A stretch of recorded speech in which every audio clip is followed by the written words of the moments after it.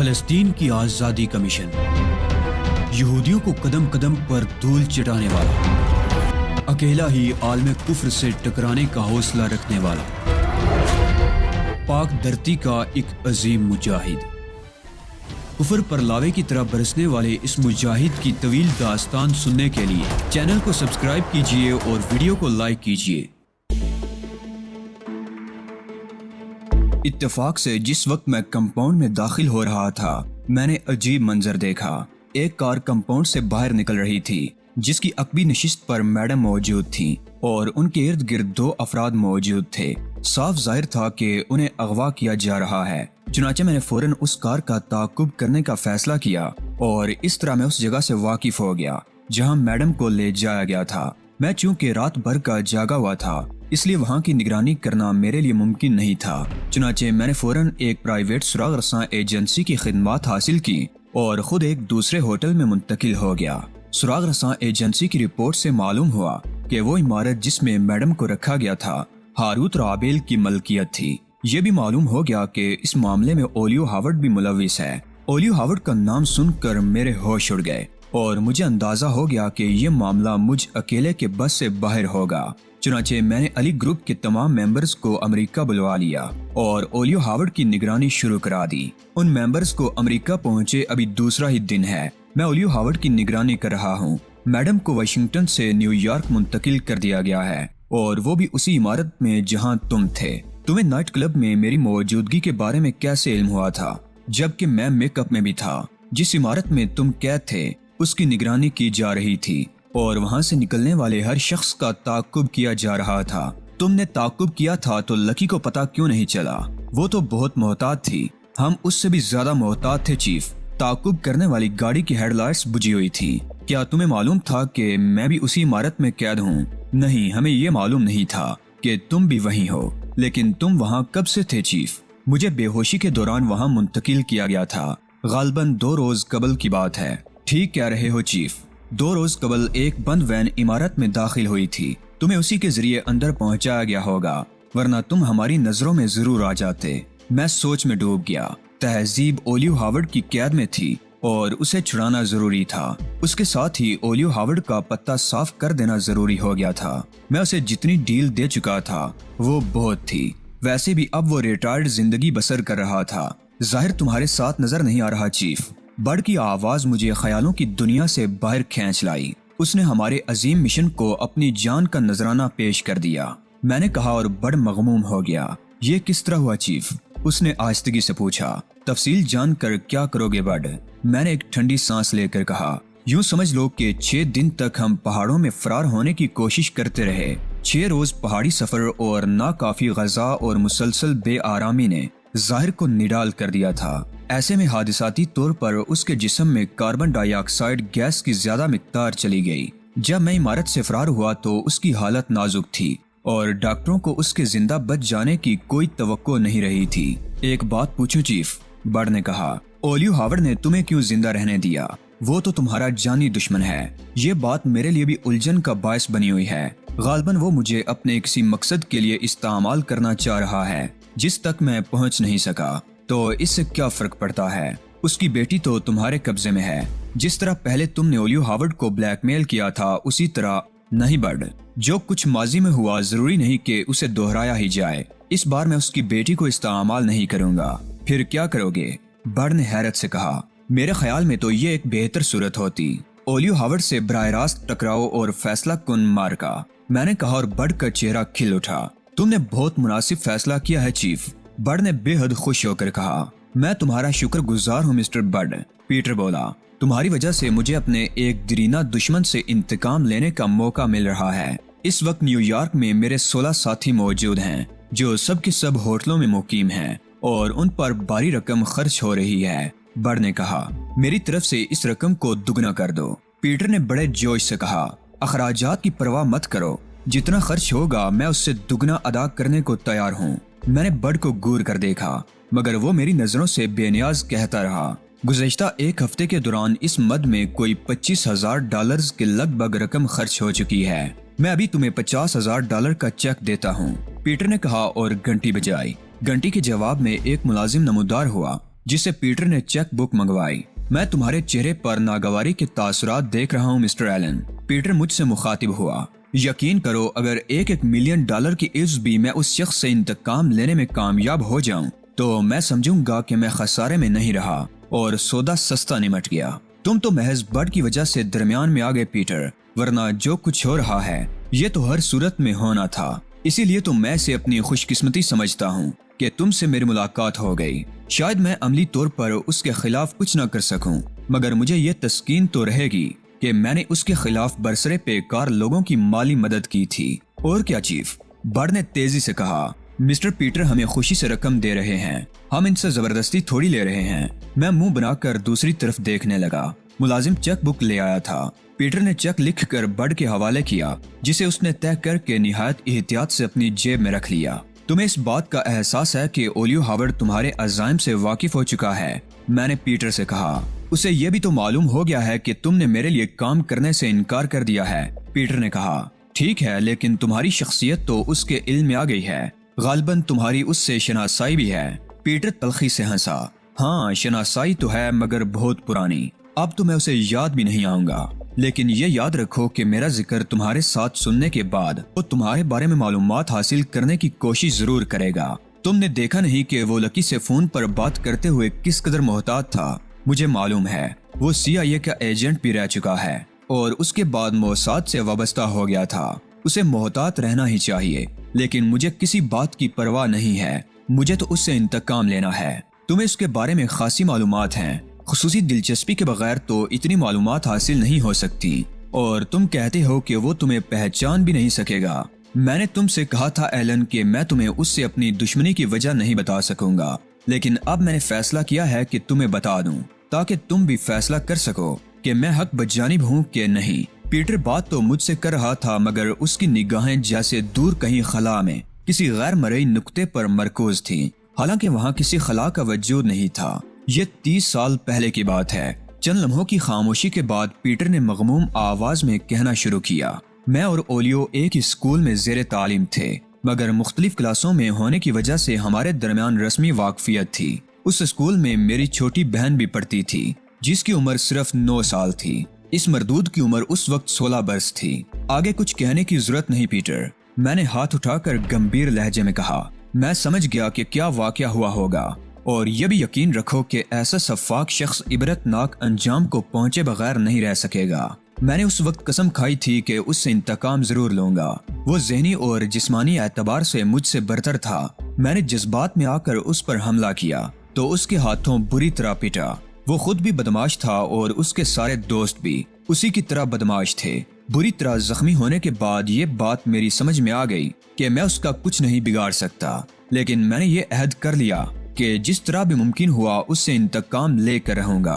फिर मेरे जहन में ये बात जम कर रह गई कि अगर मेरे पास दौलत हो तो मैं उससे इंतकाम ले सकता हूँ। उसके बाद की कहानी बहुत तवील है। मैंने किसी तरह इतनी दौलत हासिल की और इसके लिए क्या क्या नाजायज राय इस्तेमाल किए, इससे तुम्हें कोई दिलचस्पी नहीं हो सकती। लेकिन इतनी दौलत हासिल करने के बावजूद मेरे और ओलियो हावर्ड के दरमियान जो फर्क था वो बरकरार रहा, बल्कि उसमें इजाफा ही हो गया। मैंने बारहा उस पर हमले करवाए, मगर कोई एक भी कारगर नहीं हुआ। मेरे ही कई आदमी मारे गए और उसका कुछ भी नहीं बिगड़ा।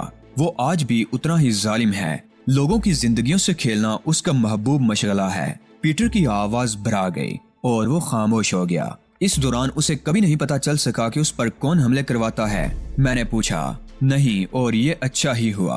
अगर उसे ये मालूम हो जाता कि इन हमलों की पुष्ट पर मैं हूँ तो शायद मैं भी उसके हाथों मारा जाता और अपनी मासूम बहन का इंतकाम लेने की हसरत सीने में ही लिए इस दुनिया से रुखसत हो जाता। बर्ड सन्नाटे के आलम में बैठा था। उसने पीटर को बरवक्त रोक दिया था, लेकिन इसके बावजूद बर्ड समझ गया था पीटर की मासूम बहन ओलियो हावर्ड की हवस का निशाना बन गई होगी। इतनी अकल तो वो रखता ही था कि यह बात उसकी समझ में आ जाती। मेरे जिस्म में भी खून की गर्दिश तेज हो गई थी और मैं ओलियो हावर्ड को कैफरे किरदार तक पहुंचाने के लिए और भी ज्यादा बेचैन हो गया था, मगर जल्दबाजी में कोई कदम उठाने से नुकसान ही होने का अंदेशा था। मैं उस पर इस तरह हाथ डालना चाहता था कि वो किसी भी तरह मेरी गिरफ्त से ना निकल सके। सुनो पीटर, मैंने खूब गौर खोज करने के बाद कहा, अब तक तो तुम ओलियो हावर्ड की नजरों में आने से बचे रहे थे, मगर इस बार उसकी नजरों में आ गए हो, इसलिए अब तुम्हें बेहद एहतियात बरतने की जरूरत है। मेरी बहन की कहानी आम नहीं है, पीटर ने कहा। मेरे गिरोह के सारे लोग जानते हैं कि मैं ओलियो हावर्ड का दुश्मन हूँ, मगर ये किसी को नहीं मालूम कि क्यों। इससे कोई फर्क नहीं पड़ता। तुम्हारे बारे में तहकीकात करते हुए मुमकिन है कोई ऐसी बात उसके इल्म में आ जाए जो उसकी यादाश्त ताज़ा कर दे। पीटर मेरा बाद में इख्तियार किया हुआ नाम है। मेरे वाकिफकारों में कोई भी ऐसा नहीं है जो मेरे असल नाम से वाकिफ हो। मैंने अपने माजी को बहुत गहरा दफन किया है, अब कोई इसे खोद कर नहीं निकाल सकता। मैंने एक तवील सांस ली। ये सब कुछ ठीक है पीटर, मगर जहाँ तुमने इतनी एहतियात बरती है वहाँ थोड़ी सी एहतियात और कर लो। तो फिर तुम ही बताओ कि मुझे क्या करना चाहिए। मैं खुद को पूरी तरह तुम्हारे हवाले करता हूँ। ठीक है, मैंने मुतमईन अंदाज में कहा। तुम्हारे बंगले की निगरानी हो रही है। निगरानी करने वाले जाहिर है ओलियो हावर्ड के ही आदमी होंगे, इसलिए तुम्हें फौरी तौर पर रूपोश हो जाना चाहिए। जब मेरे बंगले की निगरानी हो रही है तो मैं किस तरह रूपोश हो सकूंगा? बंगले से निकलते ही मेरा ताकुब शुरू हो जाएगा। इस बात की जमानत मैं देता हूँ कि वो लोग तुम्हारा ताकुब नहीं करेंगे। मैंने मुस्कुरा कर कहा, ताकुब नहीं करेंगे तो फिर निगरानी करने का फायदा क्या हुआ? पीटर ने हैरत से कहा, क्या तुम्हारा कोई ऐसा मुलाजिम है जो कद काठ में तुम जैसा हो? मैंने उसकी बात नजरअंदाज करते हुए कहा, ओह हाँ, जैक्सन मुझे बता रहा था कि तुम मेकअप बहुत उम्दा करते हो। ठीक है, ऐसा एक शख्स है तो सही, मगर वो यहाँ नहीं है, क्लब में मुलाजिम है। ये तो बहुत अच्छी बात है। मैंने कहा, क्या उसके पास अपनी कार है? पीटर ने इस बात में सर हिलाया। बस तो तुम उसे यहाँ बुलवा लो, वो अपनी कार में यहाँ आएगा और जब वापस जाएगा तो उसके मेकअप में तुम होगे और उसी की कार ड्राइव करके ले जाओगे। जाहिर है वो लोग तुम्हारे मुलाजिम का ताकुब करने से तो रहे। पीटर ने अपने उस मुलाजिम को बुलवाने के लिए फोन किया, फिर मुझसे बोला, मगर मैं जाऊंगा कहाँ? तुम उसी होटल में कमरा बुक करवा लो जहाँ बट ठहरा हुआ है। यहाँ से निकल कर वहीं चले जाना। इसकी क्या जरूरत है? मेरे बहुत से खुफिया ठिकाने हैं, उनमें से किसी जगह चला जाऊंगा। नहीं, मैंने सख्ती से कहा, तुम होटल में ही ठहरोगे। इस वक्त हम जरा सी बेएहतियाती की मुतहम्मिल नहीं हो सकते। और मेरा वो मुलाजिम जो मेरे मेकअप में होगा वो कहाँ जाएगा? पीटर ने पूछा। ये उस पर मुनहसर है कि वो कितनी सलाहियतों का मालिक है। अगर वो तुम्हारी हैसियत में तुम्हारी जगह काम कर सकता है तो करे, वरना यही कयाम करे। नहीं, पीटर ने नफी में सर हिलाया। वो अमलन मेरी जगह नहीं ले सकता, इसलिए कि उसके स्पुर्द सिर्फ ये काम है कि क्लब में लड़ाई झगड़ा करने वालों से निपटे। वो मेरी जगह किस तरह काम कर सकेगा? फिक्र की कोई बात नहीं, कारोबार चलता रहेगा। जैक्सन तो मौजूद है ही। मैंने कहा। कुछ देर बाद पीटर का वो मुलाजिम आ गया जिस पर उसका मेकअप किया जाना था। जितनी देर मैं उस पर मेकअप करता रहा, पीटर उसे हिदायत देता रहा। फिर मैंने पीटर पर उसका मेकअप कर दिया। तुम मिस्टर पीटर के साथ जाओगे, मैंने बड़ से कहा, और रास्ते में किसी जगह से फोन करके मुझे बताओगे कि तुम्हारा ताकुब तो नहीं किया गया। अगर ताकुब ना किया जाए तो इन्हें अपने साथ होटल ले जाना, ये वहीं कयाम करेंगे। और अगर ताकुब किया गया तो क्या होगा चीफ?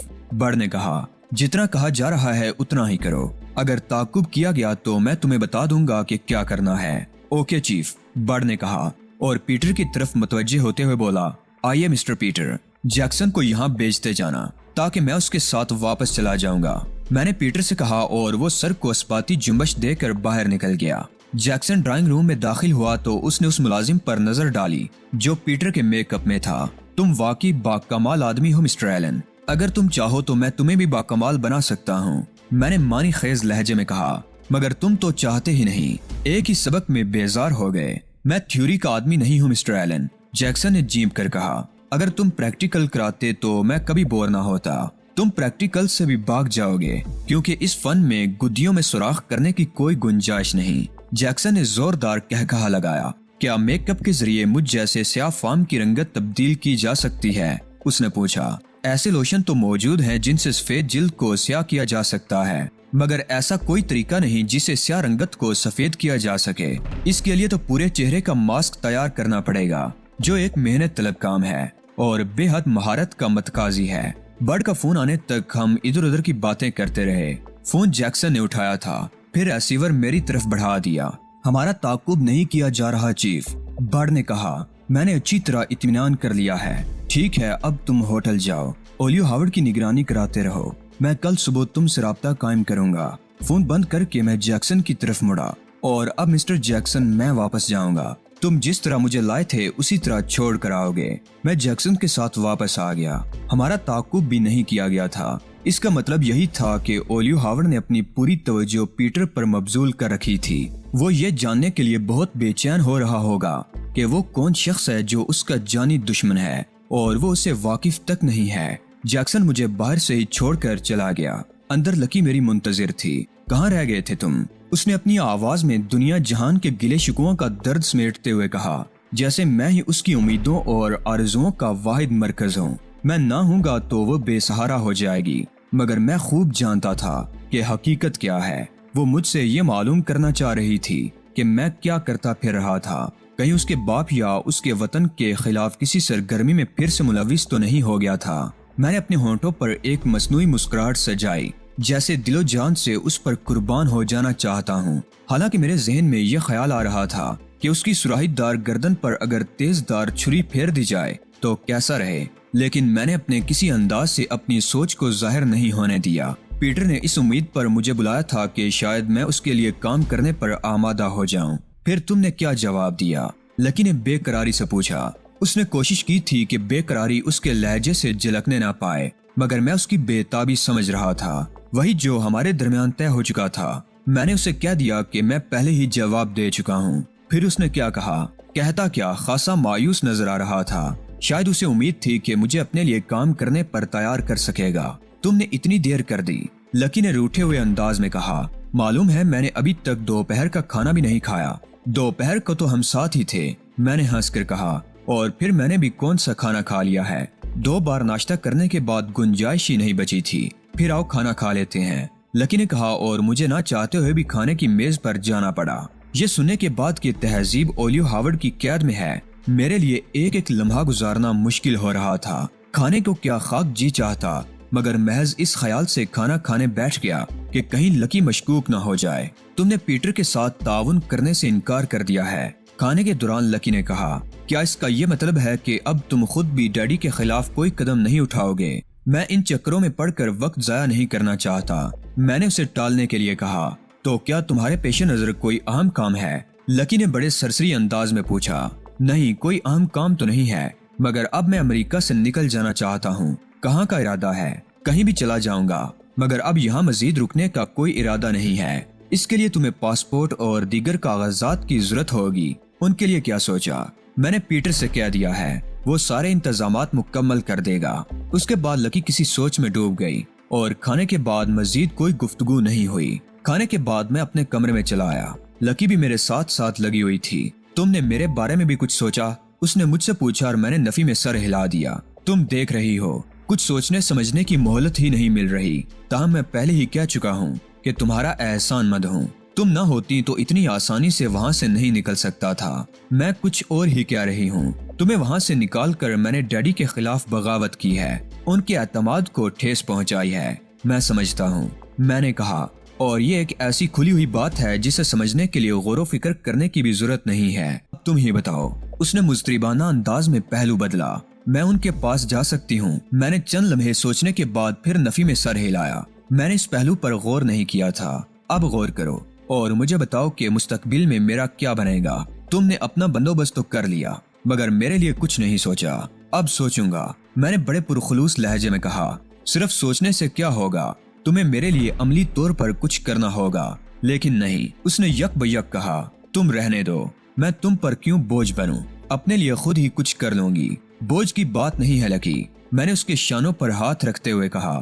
ذرا دماغ کو سکون ملے تو کچھ سمجھ میں بھی آئے۔ جو کچھ میں نے کیا وہ محض ایک جذباتی حرکت تھی۔ اس نے میرے ہاتھوں پر ہاتھ رکھتے ہوئے کہا، تمہیں قید میں دیکھ کر میں خود پر قابو نہ رکھ سکی۔ اگر اس وقت مجھے اندازہ ہوتا کہ تمہاری ذرا سی مدد کرنے کے عوض میں تم پر مستقل بوجھ بن جاؤں گی تو میں ہرگز یہ قدم نہ اٹھاتی، مگر مجھے کچھ سوچنے سمجھنے کا موقع ہی نہیں ملا۔ مجھے ان باتوں سے وحشت ہو رہی تھی۔ میں جانتا تھا کہ وہ جھوٹ بول رہی ہے، لیکن میں اس پر کچھ بھی ظاہر نہیں کر سکتا تھا۔ اس سلسلے میں اسے کچھ بھی نہیں بتا سکتا تھا۔ فریب کا جو جال وہ مجھ پر پھینک رہی تھی، میں اسے اس جال میں الجھائے رکھنا چاہتا تھا۔ اگر اس کو ذرا سا بھی شبہ ہو جاتا کہ معاملہ کچھ گڑبڑ ہے تو وہ فوراً اولیو ہاورڈ کو فون کر دیتی اور وہ ہوشیار ہو جاتا، جبکہ میں اسے بے خبری میں گھیرنا چاہتا تھا۔ میرے پیروں میں مصلحت کی زنجیریں پڑی ہوئی تھیں اور लकी की हर फरेब का जवाब मुझे भी फरेब से देना था। इसलिए मैंने अपने होंठों पर एक ऐसी मसनूई मुस्कुराहट सजाई जो देखने में बिल्कुल असली मालूम होती थी। क्यों मुझे शर्मिंदा कर रही हो लकी? मैंने बड़ी वारफतगी से कहा। तुम्हारी पुरखुलूस दोस्ती पर मैं जितना भी नाज करूं कम है, और एक पुरखुलूस दोस्त बोझ भला कैसे हो सकता है? तुम सच कह रहे हो? लकी ने मुसरत से कांपती हुई आवाज में कहा। मैं बिल्कुल सच कह रहा हूँ, इस बात में झूठ की कोई गुंजाइश है भी नहीं। मुझे यूं महसूस हो रहा है जैसे मैंने सारी दुनिया फतह कर ली हो। लकी ने आंखें बंद करके अपना गाल मेरी हथेली पर टिका दिया।